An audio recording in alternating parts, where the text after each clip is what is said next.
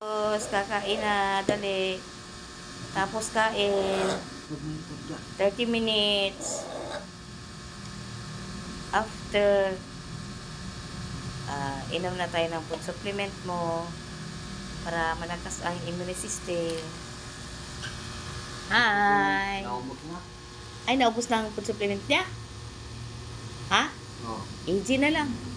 Spray sa bibig para maalis yung ubo at saka drops patak sa tubig para makatulong sa kanyang anti-asthma at saka yung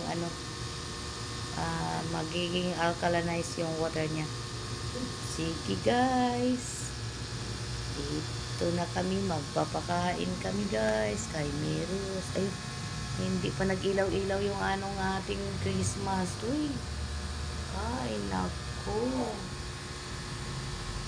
Sige lang.